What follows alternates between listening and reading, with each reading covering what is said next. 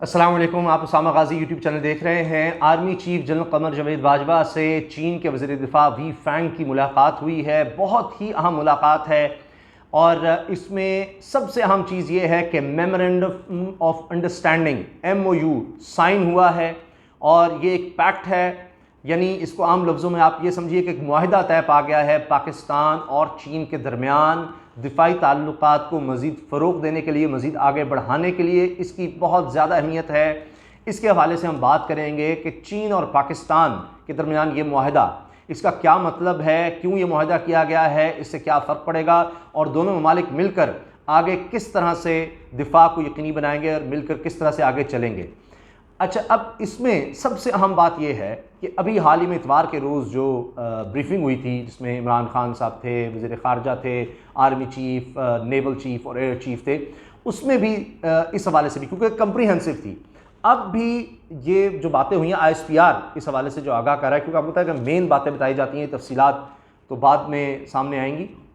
उसमें यह है कि जो इस वक्त जियो स्ट्रेटेजिक इन्वायरमेंट बन रहा है ख़ित्ते में, उसके लिहाज से आपस में कोऑपरेट करने की बात हुई है।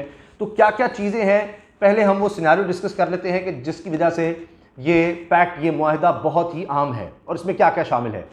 अगर आप देखें तो एक तरफ चीन के ख़िलाफ़ भारत क्या कुछ कर रहा है और किस तरह अमेरिका उसको इस्तेमाल कर रहा है। इसी तरह से इसराइल भारत के साथ मिल चुका है, भारत अब इसराइल से ड्रोन ख़रीद रहा है। तो भारत, इसराइल और अमेरिका आपको इकट्ठे नज़र आ रहे हैं इस लिहाज से। तो अमेरिका और भारत चीन के ख़िलाफ़ हैं। अगर आप देखिए, इसराइल और भारत पाकिस्तान के ख़िलाफ़ हैं और ये पाकिस्तान को किसी तरह फलता फूलता नहीं देखना चाहते। अब इसराइल का मुआहिदा हो जाना भारत के साथ, अब इस वक्त भी और माजी में भी अगर आप देखें तो ममालिक जंगों की सूरत हाल में भी उनको सपोर्ट चाहिए होती है दूसरे ममालिक की। चाहे वो अमेरिका एक दौर में जनाब वो सुपर पावर जब कहलाता था और वो कहता है जी मैं सुपर पावर हूँ, तो रूस के ख़िलाफ़ उसने नेटो बनाई थी, कितने ममालिक को शामिल किया। और अब चीन भी ये है कि वो तनहा नहीं रहना चाहता और वो भी समझता है कि उसको ममालिक को साथ मिलाना है। तिजारती सतह पर आपने देखा कि चीन ने दुनिया का सबसे बड़ा मुआहिदा कर लिया।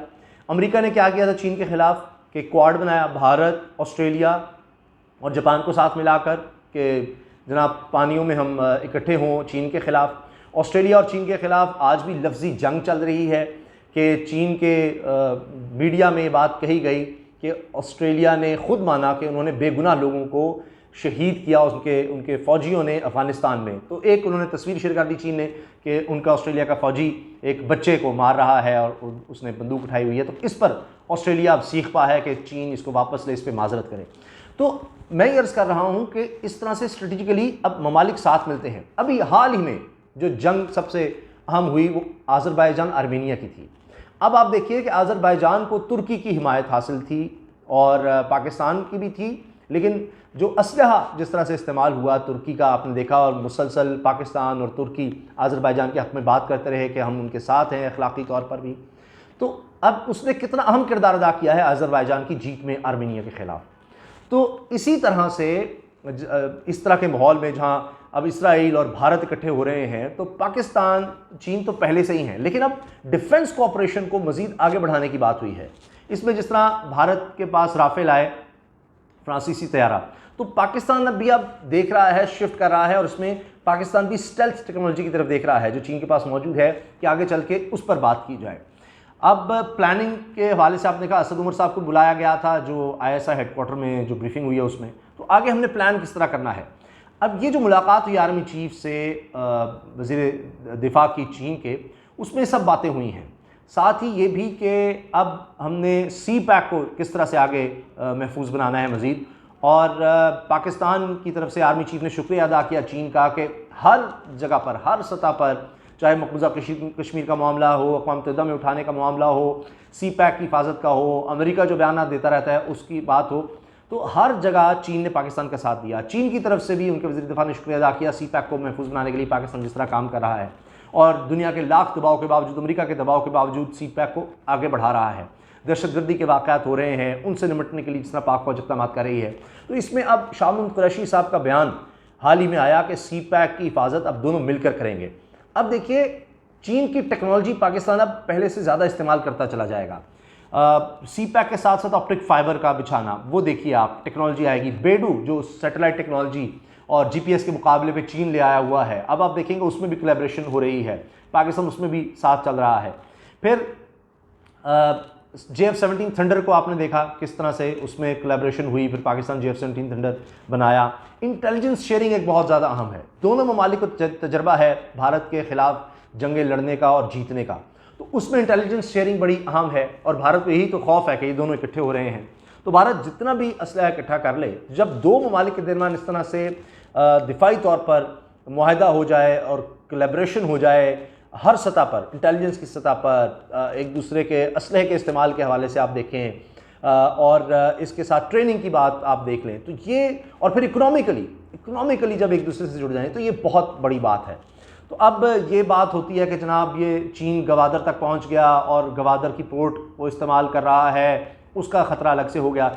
एक बड़ी अहम बात जो मैं भूल गया शुरू में कहना, कि ईरान का फैक्टर आप इसमें नहीं भूल सकते कि ईरान के ख़िलाफ़ इसराइल भी है, अमेरिका भी है, और ईरान के साथ चीन का $400 अरब का मुआहदा हो गया है।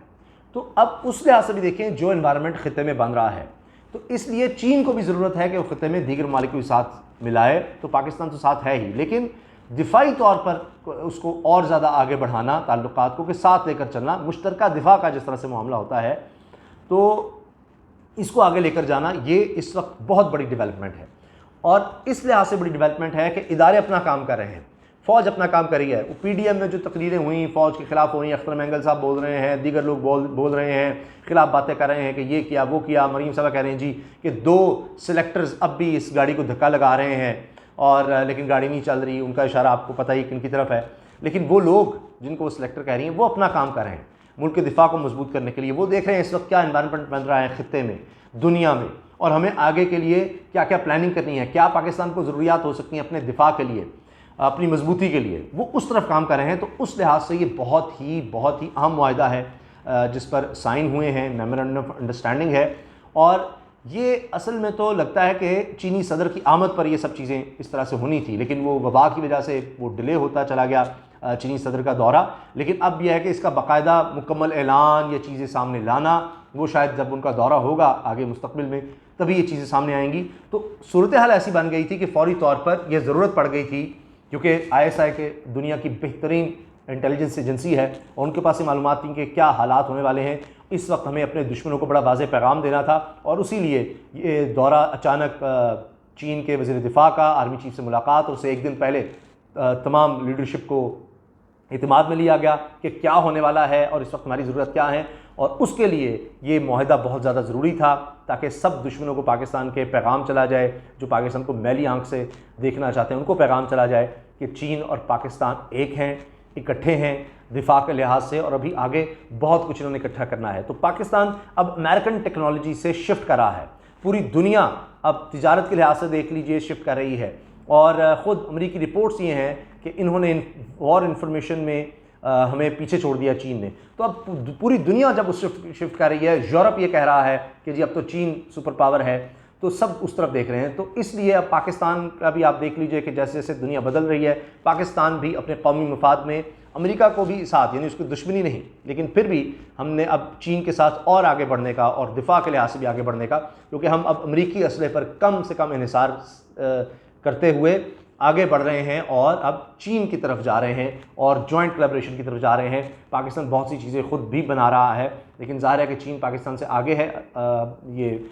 अगर आप वेपन्स को देखें और टेक्नोलॉजी को देखें तो उसमें बहुत चीज़ें एक दूसरे से सीखने की, आगे बढ़ने की उसमें ज़रूरत है, उसमें और मजबूत करने की ज़रूरत है। तो बेसिकली ये अब दुनिया को भी पैगाम चला गया, दुश्मनों को भी पैगाम चला गया कि चीन और पाकिस्तान किस हद तक इकट्ठे हैं, किस हद तक आगे बढ़ रहे हैं, और वो मुल्क के दिफा के लिए और डिजिटल कोऑपरेशन के लिए ख़ास तौर पर उसमें भी आगे बढ़ना है। इसमें एक और ख़ास बात मैं बताऊँ कि चीन पाकिस्तान के ज़रिए OIC में भी बड़ा अहम रोल देखता है, क्योंकि पाकिस्तान को वो देखता है कि OIC में एक बड़ा लीडरशिप रोल है पाकिस्तान का। आपने देखा कि जिस तरह से अभी पाकिस्तान ने बेहतरीन सफारतकारी के ज़रिए OIC से बनवाया, भारत के ख़िलाफ़ जो रेजोल्यूशन आया, इस्लामोफोबिया के ख़िलाफ़ जो रेजोल्यूशन आया, तो उससे भी अंदाज़ा हुआ। तो अब ये अभी पाकिस्तान और सऊदी अरब के दरमियान, और उसमें 7 कुल ममालिक हैं, कि डिजिटल कोऑपरेशन का जो माहिदा हो गया है। तो उसमें आपको पता है कि चीन बहुत आगे है और अमेरिका मुसलसल चीन की जो डिजिटलाइजेशन है, बड़ी बड़ी कंपनियां हैं, टिकटॉक से लेके हवाई और दीगर जितनी भी कंपनियां, उनके ख़िलाफ़ जा रहा है। तो अब चीन को भी ज़रूरत है नए एवेन्यूज़ की, तो उसमें भी वो समझता है कि पाकिस्तान उसके लिए बहुत अहम रोल प्ले कर सकता है। तो ये बाहमी शराकतदारी का है, बराबरी की सतह पर है कि दोनों ममालिक एक दूसरे के लिए फ़ायदेमंद हैं। तो इसमें दिफाई लिहाज से ये बहुत ही अहम मुआहिदा हुआ है, जिसके बारे में ISPR ने बताया है, आगाह किया है।